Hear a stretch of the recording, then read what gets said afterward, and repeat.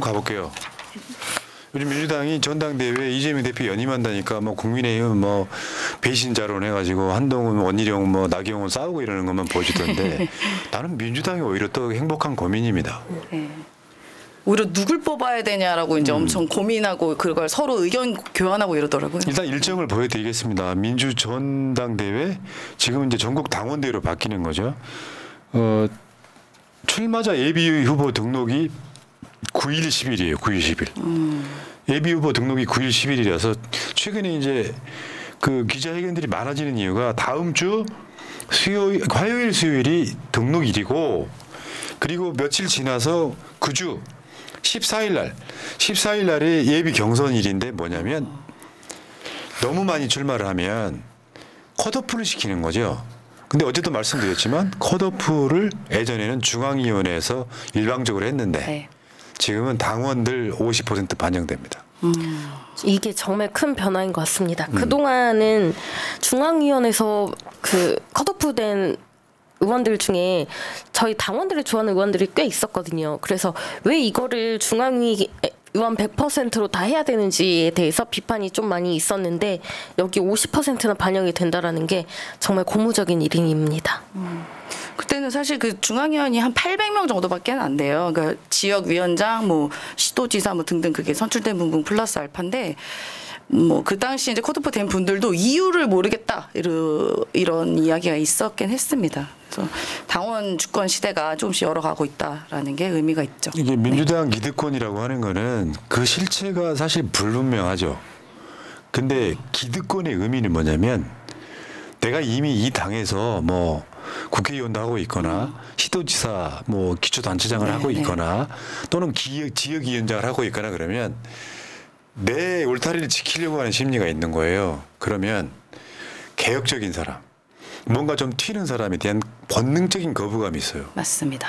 그 민주당은 민주당이니까 그런 기득권을 가급적 내려놓으라고 당원들이 이야기하는 거거든요. 근데 이재명 대표 체제에 들어서서 실제로 당원들의 그 비중이랄까 당원들의 목소리를 지금 다 받아들이고 있잖아요. 당장이요. 한 10개월 후에 원내대표 경선하면 당원들 20% 반영됩니다. 그리고요. 앞으로 1년 한 10개월 후에 국회의장 경선하면 당원들 20%가 반영됩니다. 네. 지금 최고위원이나 당대표 나오신 분들이 굉장히 많을 경우엔 컷오프를 시킬 때 당원들 50%가 반영됩니다. 놀라운 혁명이고요. 여러분 지금 우리 볼메그리님 대의원이잖아요. 네. 기득권이 어떻게 생겼을지 모르겠는데 그때 당원 대 대의원 비중이 60대 1 정도 됐잖아요. 지금 20대 1로 줄었습니다. 네. 전당대회에서 실제로 지금 대의원들 전체 비중이 10몇 %밖에 안 되죠 이제. 그 당원들 비중이 50%가 넘어요. 이렇게 해서 전당대회를 끌어가는 상황. 근데 왜 이게 행복한 고민이냐. 당대표는 그렇다 쳐. 괜히 당대표 나와가지고 좀 찍히느니 차라리 이재명 대표를 당대표 그 다음으로 대통령으로 끌어올리자는 분위기가 있는 것이고 그런데 최고위원 후보들인데요. 지금 현재 출마 의사를 밝힌 사람들만 10명이 넘습니다. 네. 저 중에 골라야 돼. 우리 전당대회 하면 2명을 고르잖아요. 네. 근데 일단 당원들이 컷오프를 시켜야 돼. 야. 다음 주 일요일 날이요. 2명을 떨어뜨려야 되네요. 근데 여러분 누구 찍으시겠어요? 난 댓글창에 뭐 투표 같은 거 붙여보고 싶진 않은데 유튜브 커뮤니티 투표도 불가능해. 왜? 거기는 보기가 5개밖에 없거든. 그럼 이게 봐봐요.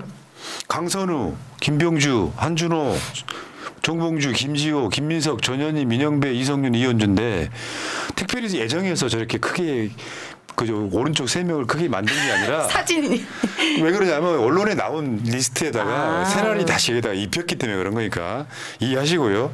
근데 2명만 찍으라 그러면 누구 찍으시겠냐? 너무 어렵는데요. 행복해 안 행복해? 어렵네. 이게 이런 게 있어. 지금 최고위원회의에 꼴보기 싫어하는 사람이 있잖아요. 네. 근데 이 사람도 싫어할 만한 사람이 없잖아요. 물론 다 확정된 건 아니에요. 그런데 지금 뭐 전현희 의원은 공식적으로 출마 의사를 밝힌 적은 사실 없어. 근데 나올 가능성이 높아. 네, 나가신다고. 이현주 의원도 그래. 있고. 네. 그럼 이 중에 10명 중에 내가 2명을 찍어야 되는 상황이면 행복해 안 행복해? 행복한데 괴롭습니다. 맛집에서 다 먹고 싶은데 2개만 먹으라고 하면 고르기 힘들죠. 하나도 버릴 게 없는. 그래서 행복한 고민이라고 하는 겁니다. 뭐 저쪽에서는 민주당의 뭐 당대표가 뭐 이재명밖에 안 나오는 분위기니까 흥행에 실패한다 그러는데 우리는 최고위원 뽑는 재미가 있어 지금. 이게 그렇죠. 지금 예상 바뀐 게 민주당의 최고위원 출마 안 할 때예요 이게. 민주당 최고위원 오히려 딱 5명만 나올까봐 조마조마했었는데 지금 출마 러시가 이루어지고 있는 거 아니에요. 왜냐하면 자기들 공천이랑 연관도 없고요. 지금 여러분들은 앞으로 아마 이번 주부터 그 시도당 위원장 나가시는 네. 분들 있죠. 이분들 출마가 지금 아니 출마가 아니라 방송 출연이 많이 예정돼 있거든요. 지방선거가 앞에 있을 때는 시당위원장, 도당위원장들이 훨씬 더 중요한 자리예요. 근데 최고위원회 저렇게 10명 이상이 나오는 상황이 되면 당원들 입장에서는 진짜 행복하지. 그렇죠. 그리고 이 리스트를 보니까 확실히 이제 새로운 대표와 새로운 최고위원들은 윤석열과 정말 전선을 긋고 싸우겠구나라는 거를 보여주는 것 같습니다. 미리. 그래서 행복합니다. 누구 하나 걸리적거리는 사람이 없습니다. 그러니까 저런 상황이잖아요. 지금도 많은 사람들이 그 최고위원회에 한 명 있는 사람 굉장히 저 아니 저는 디스하고 싶어서 하는 말이 아니라 좀 뭔가 오죽하면 고정무감각이라고 하겠어요 별명이. 정무감각이 너무 없어가지고 정무감각이란 민심에 따라간다는 뜻에 가깝거든 정무감각이. 네. 근데 그게 너무 없어가지고 물론 뭐 예전 화법으로나 논리로 말하면 레드팀도 한 명 있어야지 라고 하는 사람도 있겠지만 너무 당심하고 저 지지자들하고 당원들하고 뜻을 하고 반대로 가니까 굉장히 많은 사람들이 스트레스를 받고 있잖아요. 한 명 있는 것도. 근데 지금 저 사람들 10명은 거의 대부분 이재명 대표 지켜서 정권 개최 하겠다는 사람들이잖아요. 그리고 특히 이제 언론들 인터뷰를 할 때 주로 이제 운영 그 대표나 그 이런 최고위원들을 많이 섭외를 하잖아요. 이런 분들이 다 나간다고 하면 어떤 거에서 우리가 답답해 하겠습니까? 민주당에 대해서 뭐 이상하게 갈라치기 하고 그런 사람들이 안 나올 거니까 네. 행복하지만 고민입니다. 아니 언론에서 그러니까 최고위원들이나 이런 분들이 나와서 인터뷰하는 거에 전체를 하는 게 아니라 왜곡해서 딱 제목 갖고 이상하게 해서 갈라치기 하잖아요. 근데 어쨌든 이런 분들 나오면 적어도 그럴 가능성은 없겠다라는 생각이 들죠. 자, 여러분들 그래서 마음의 준비를 하시고 이게 저는 굉장히 놀라운 건 100만, 200만 이렇게 투표를 하잖아요. 그러면 집단지성 발휘가 돼요. 본인들마다 2명씩을 찍는 이유가 있을 거 아니에요. 그렇죠. 근데 집단지성이 몇십만, 몇백만이 하게 되면 그 집단지성도 올라온 결과가 나올 거예요. 이 사람은 이런 이유로 찍고 싶고 이 사람은 이런 이유로 찍고 싶은데 이 사람은 좋아하지만 이런 이유로 못 찍어. 여러 가지 이유로 막 찍다가 보면 결국에는 집단지성이 발휘가 됩니다. 놀랍습니다. 맞습니다. 이번 총선 경선에서도 확인을 했죠. 사실 네. 이번 경선에서도. 네. 그래서 야 10명을 다 찍는 방법은 없냐라고 올라오실 수 있는데 최고위원 자리는 선출직이 5명. 임명직한 분. 임명진 2명 정도 합니다. 2명. 근데 그것도 어떻게 보면 놀라운 제도인데 당대표 포함하고 선출직 하면 6명이잖아요. 네. 6명이면 만약에 최고위원 회의에서 의결을 하게 되면 동대동이 나올 수가 있죠. 그렇죠. 그래서 당대표한테 임명직 최고위원을 지명할 권리를 준 거예요. 그래서 친당대표 최고위원 임명직을 골라넣어서 3대 3이 나와도 임명직 최고위원 2명이 당대표 편을 들면 당대표의 리더십이 확고해지는 그런 이유로 룰이 만들어져 있는 겁니다. 근데 임명직 최고위원들은 실제로 좀 많이 인정을 못 받죠. 왜냐하면 전당대회를 통해서 올라온 최고위원들한테는 선출직이기 때문에 굉장히 인정해주는 측면이 있어요.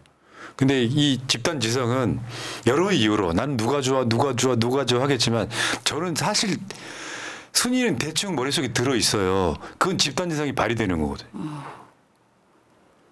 그 이재명 대표 지도체제 초반 조금 지나고 나서 무슨 지역 배려 무슨 어느 개파 배려 한다고 해서 우리 봤죠. 어떤 일이 일어났었던지 그래서 저는 이번 선출이 더 중요해 보인다 싶습니다. 예, 맞습니다. 네. 그리고 이재명 대표가 아마 언론의 추정 보도인데 실제로 민주당에서 나온 이야기입니다. 이번 주에 연임 출마 입장 발표하겠다. 이재명 대표가 연임하겠다는 이야기를 한 적은 아직까지 없어요. 다만 이제 지금 전당대 관리 문제로 당대표직을 사퇴한 것을 보고 연임할 거다라고 추정할 뿐입니다. 그렇죠. 그러면 이런 게 있죠. 지금 고민이 길어지는 이유는 연임을 하지 않겠다 하겠다의 문제가 아닌 것 같고요. 내가 어떤 명분으로 다시 연임을 할 것인지에 대한 출마 메시지를 다듬는데 굉장히 시간이 오래 걸리는 느낌이에요. 국민들이 봤을 때 이재명 대표가 연임을 해야 되는 이유를 설득을 시키고 납득을 시키려면 메시지를 굉장히 잘 다듬어 나와야 되거든요. 그런 의미의 지금 보도들이 나오고 있는 거죠. 저는 이재명 대표의 출마 메시지가 거의 대선 출사표랑 비슷할 거라는 생각이 들어서 굉장히 기대가 됩니다. 지금 윤석열 정권의 실정의 문제도 다루고 그리고 우리 어려운 그 민생에 대해서도 다루고 거의 대선급의 메시지가 나오지 않을까 싶어서 기대가 됩니다. 그리고 당대표도 이제 이재명 대표만 나오느냐 지금 보니까 김두관 의원도 나올 생각을 하고 있더라. 여러분 이럴 때 김두관 의원 욕하지 마십시오. 실제로 당대표 경선에 이재명 대표를 찬반 투표하게 되면 확실히 주목도는 떨어져요. 저번에 왜 이재명 대표가 77.77% 얻을 때 그것도 기억하십니까? 투표율이 엄청 낮았다는 거. 네. 이재명 당연히 될 거라고 생각해서 관심이 좀 줄어든 측면이 있습니다. 김두관 의원이 나와주면 땡큐죠. 그렇죠. 그리고 토론하고 이러면 또 여러 가지 생각도 엿볼 수 있고요. 여러 가지 또 언론에도 나올 수 있고 긍정적 효과가 더 많다고 봅니다. 그래서 김두관 의원의 출마는 굉장히 반겨야 된다라고 생각합니다. 다만 그 전에 전당대회 때처럼 자기가 안 될 걸 알면서도 계속 어그로 끌면서 이재명 대표의 비판했던 자 공천도 못 받았습니다. 네. 괜한 막 그 다른 당에서 하는 여러 가지 의혹들, 뭐 대장동 얘기 계속한다던가 그러면 전혀 도움이 되지 않습니다. 당의 생산적인 방향을 이야기하면서 서로 누가 더 잘할 것인가를 경쟁하고 그 윤석열 정권에 맞서서 어떻게 또 정권 교체를 하고 싸울 것인가 이런 토론을 한다면 더 의미가 있는 것이죠. 더. 네. 그러니까 이런 상황들 설사 이재명 대표가 그때보다 더 득표를 할 가능성이 있죠. 77.77 놀랍게도 77.77이어서 이거 굉장히 좀 상스러운 징조도 했었는데 뭐 99.9가 나올 수도 있겠죠. 문제는 그러면 저쪽에서 그렇게 하겠지 무슨 공산당이냐 하시겠지만 1극도 얘기 나옵니다. 근데 어쨌건 그런 상황인 것 같고요. 자, 그거 하나만 김두관 의원 욕하지 말라고 하는 이유가 노무현 대통령 뽑혔을 때 역사를 하나 알려드리겠습니다.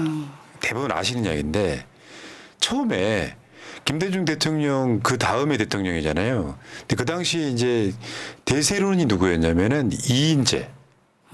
맞아. 그때 김대중 대통령하고 노무현 대통령 당선의 1등 공신이 이인재였어요. 이인재가 민주당으로 들어옵니다. 그 이인재와 한화갑이라고 있었습니다. 김대중 대통령의 측근이었던 사람. 근데 그런 사람들이 대선 후보 1등을 날 줄 알았습니다. 맞아요. 근데 제주도 경선을 끝나고 광주로 올라옵니다. 근데 거기서 광주 시민들이 노무현 대통령을 1등으로 만들어준 거예요. 그때 뭐 돼지저금통 뭐 이런 것도 있었던 것 같고. 그 노무현 대통령이 1등 만들고 나니까 민주당의 본질에서 1등이 되니까 바람을 타기 시작해요. 그 과정에 이인재, 한화갑 등등 출마했던 사람들이 싹 사퇴를 해버려요. 마지막에 남아있던 사람이 정동영입니다. 결국 정동영은 다음 대선 때 민주당 후보가 됩니다. 물론 낙선하긴 했지만. 그렇죠. 왜냐하면 경선이 막 바람이 불다가 주요 주자들이 중간에 사퇴해버리잖아요. 맥 빠지잖아요. 그러면 경선 흥행이 마지막에 불이 꺼져버려요. 그래서 끝까지 띄워준 사람이 있어야 되는 겁니다. 그리고 김두관 의원 나와서 다소 이재명 대표를 비판하는 경우를 보시더라도 흥행을 위한 거라고 생각하시고 돈 질끈 감아 주시기 바랍니다. 네. 네. 자, 그리고 지금 조국 대표는 사퇴를 했습니다. 네. 사퇴를 합니다. 그러니까 이게 뭐냐면 이제 총선 때 조국 혁신당 대표가 됐잖아요. 본인의 이름이 걸린 대표가 됐는데 여기도 지금 전당대회 합니다. 그래서 그 최고위원 2명인가 뽑더라고요. 거기는 당이 작으니까 당 대표하고 그래서 지금 뭐 지금 사퇴를 하는 상황인 것 같고요. 그러니까 이게 언론들이 또 이거 하고 한다. 민주당 조국혁신당 2 대표 연임 같이 엮어서 막 비판하는 거죠. 근데 여긴 당이 생긴 지 얼마 안 되는데도 그 기준이 뭐 몇 년 되고 이런 게 없나 보네요. 바로 이렇게 하는 거 보면. 근데 이렇게 되면서 정비하는 건데요. 지금 저쪽에서는 제가 늘 말씀드려오죠. 윤석열의 전략이 하나 있어요.